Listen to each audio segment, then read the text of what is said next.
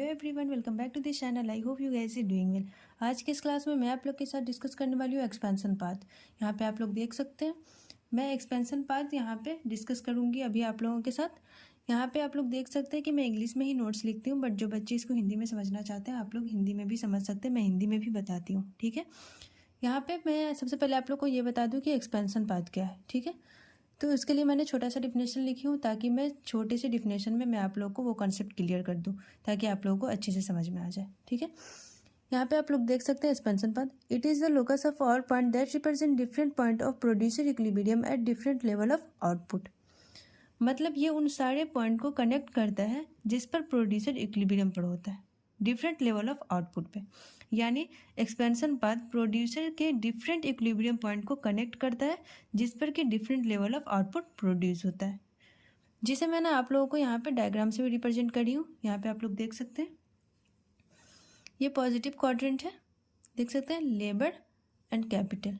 ठीक है, यहाँ पे आप लोग देख सकते हैं यहाँ पे ये मैंने C0W है, यहाँ पे C0/R है, वेज रेट है, यहाँ पे रेट ऑफ इंटरेस्ट है। ठीक है, यहाँ पे आप लोग देख सकते हैं कि ये this is producer equilibrium somewhere here. यहाँ पे प्रोड्यूसर इक्विलिब्रियम पर है K0 L0, यहाँ पे प्रोड्यूसर इक्विलिब्रियम पर है।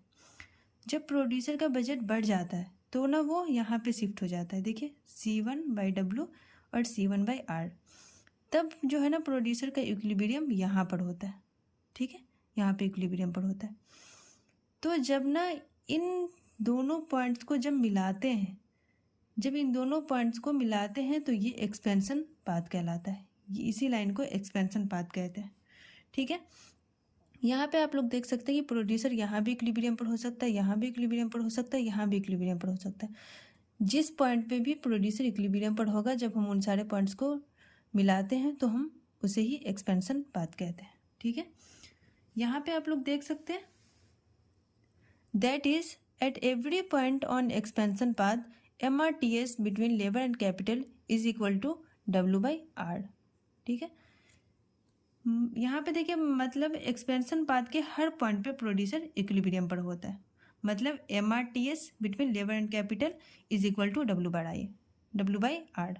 ठीक है, मेरे कहने का मतलब यही था कि जब प्रोड्यूसर इस पॉइंट पे हो या इस पॉइंट पे हो या इस पॉइंट पे हो, जिस पॉइंट पे भी प्रोड्यूसर इक्विलिब्रियम पर होगा वो यहाँ पे देखिए वो एक्सपेंशन पाथ, जब इसको जोड़ते हैं ना मिलाते हैं तो वो एक्सपेंशन पाथ ही बनता है।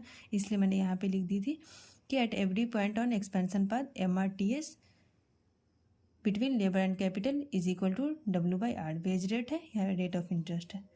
ठीक है, यहाँ पे मैं आप लोग को बताऊँगी horizontal expansion path, flatter expansion path, steeper expansion path. ठीक है, यहाँ पर मैं आप लोगों को हॉरिजॉन्टल एक्सपेंशन पाथ बताऊंगी। यहाँ पे देख सकते हैं आप लोग मैं लिख दी हूँ if expansion path is horizontal.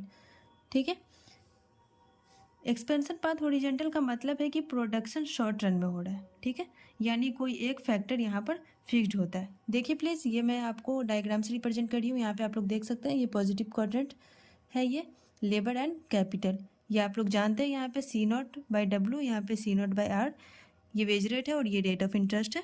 यहाँ पे आप लोग देख सकते हैं कि प्रोड्यूसर जो है ना यहाँ पर इक्विलिब्रियम पर है। ठीक है, K0 L0 प्रोड्यूसर यहाँ पर इक्विलिब्रियम पर है।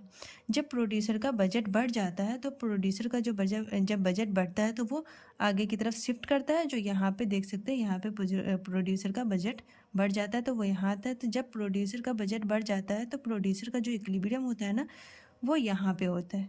यहाँ पे प्रोड्यूसर का इक्विलिब्रियम यहाँ पे आ गया। तो यहाँ पे आप लोग देख सकते हैं कि जब प्रोड्यूसर का इक्विलिब्रियम यहाँ पर है तो देख सकते हैं आप लोग कि कैपिटल तो नहीं बढ़ रहा है, बट यहाँ पे देखिए लेबर बढ़ गया है। ठीक है, तो जब ये लेबर बढ़ गया है तो जब प्रोड्यूसर का इक्विलिब्रियम यहाँ पर है तो जब हम इन दोनों पॉइंट्स को जब हम मिलाते हैं ना तो ये देख सकते हैं ये हॉरिजॉन्टल एक्सपेंशन पाथ बन गया। यहाँ पे मैं लिख दी हूँ हॉरिजॉन्टल एक्सपेंशन पाथ। ठीक है, तो यहाँ पे आप लोग देख सकते हैं कि यहाँ पर जो है ना कैपिटल फिक्स्ड हो गया यहाँ पे। इसका मतलब है this expansion path represent the short run production. Short run का जब प्रोडक्शन होगा ना तो वो एक्सपेंशन पाथ हॉरिजॉन्टल हो जाएगा। ठीक है, यहाँ पर भी मैं लिख दी हूँ कि ये horizontal expansion path short run production का है।